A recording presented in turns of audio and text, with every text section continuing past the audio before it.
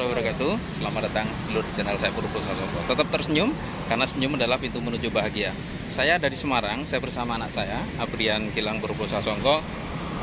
Kita akan berkunjung ke Museum Kereta Api ya, Lawang Sewu. Benarkah pintunya 1000 seperti deskripsinya? Kita akan saksikan bersama. Saya ingatkan, apabila Anda menonton video ini dan sudah datang waktunya sholat, segera laksanakan sholat karena itu adalah kewajiban kita semuanya. Salam.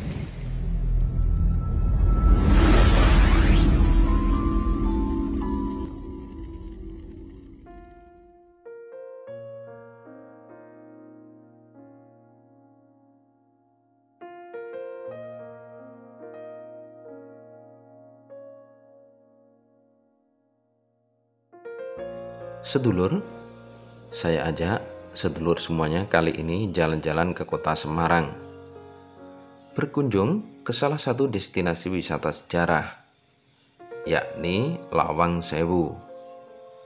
Tempat ini luar biasa dikenal, dan belakangan setelah pandemi agak mereda, kembali ramai dikunjungi oleh para wisatawan.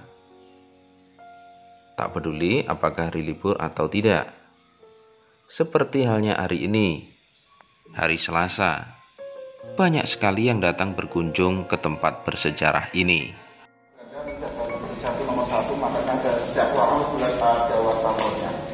Akhirnya dari sumur ini, kalau Lawang Sewu ini dulu kantornya pusat kereta api. Kantor pusat kereta api zaman Belanda. Ini Lawang Sewu dibangun tahun 1904, selesainya 1907. Lawang itu pintu 100.000, ini pintunya sebenarnya tidak ada 1000, hanya julukannya orang sekitar Semarang sini saja, julukannya orang Jawa. Pintunya 928 pintu, masih kurang banyak, masih kurang 72. Kalau bahasa Belandanya Lawang Sewu dulu NISM.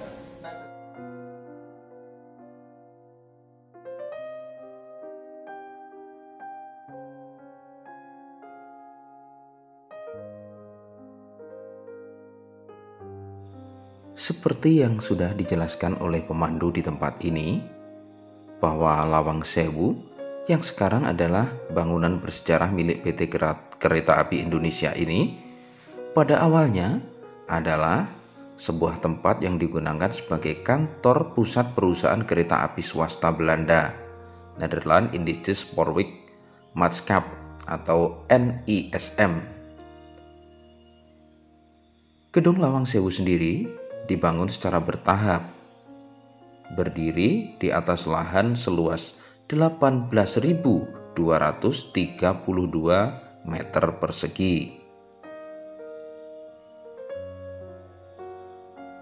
Bangunan utama ini dimulai dikerjakan pada tanggal 27 Februari tahun 1904 dan selesai pada bulan Juli 1907 atau selama 3 tahun. Sedangkan bangunan tambahan dari gedung yang sekarang dikenal sebagai Lawang Sewu itu dibangun sekitar tahun 1916 dan selesai pada tahun 1918. Bangunan ini dirancang oleh Profesor Jacob F. Klinkhammer dan juga B.J. Ondak.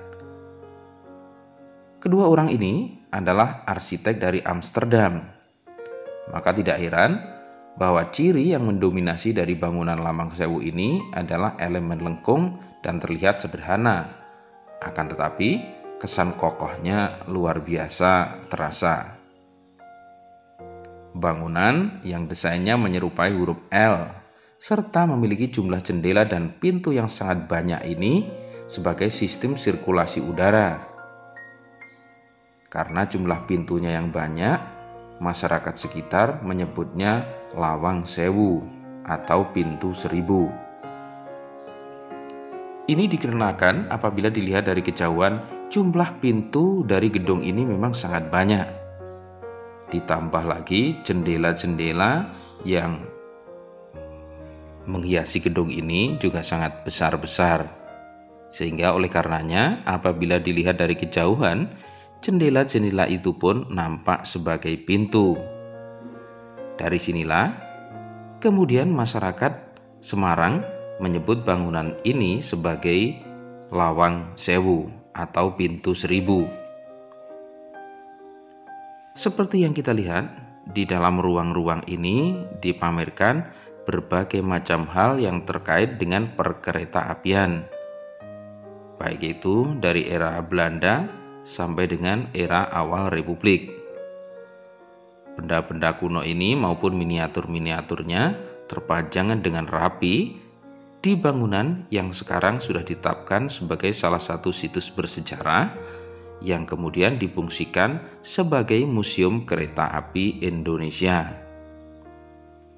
Lihatlah, pilar-pilar yang jadi penyangga bangunan ini sangat kokoh, besar, dan bisa dibilang masih utuh sampai sekarang. Apabila tersentuh renovasi seperti yang dilakukan pada tahun 2014, hanyalah sekedar pembaharuan cat agar tidak terlalu nampak kotor, sehingga bersih, rapi apabila didatangi oleh para pengunjung pecinta sejarah. Bangku-bangku di ruang tunggu ini konon dulunya adalah bangku-bangku yang ada di peron. Ini dari kayu jati ya, atau kayu yang memang usianya sudah sangat lama atau sangat tua. Seperti inilah penampakannya. Anda bisa lihat sendiri, memang kisi-kisi yang menghiasi bangunan ini sangatlah banyak. Mulai dari pintu, dan itu nampak jendela yang saya ceritakan di muka memang sangat besar dan lebar, sehingga sekilas tak bisa dibedakan mana pintu maupun mana jendela. Semua tampak seperti jendela. Yang menakjubkan lagi, di beberapa bagian juga dihiasi kaca pantri yang langsung didatangkan dari Belanda dan khusus diproduksi untuk ditempatkan di gedung atau bangunan Lawang Sewu ini. Dalam perjalanan waktu, saat Jepang datang dan menguasai Indonesia pada tahun 1942 sampai dengan 1945, Lawang Sewu diambil alih oleh Jepang dan digunakan sebagai kantor Yuku Sokyuku atau Jawatan Transportasi Jepang. Tahun 1945 menjadi kantor eksploitasi tengah DKARI atau Jawatan Kereta Api Republik Indonesia.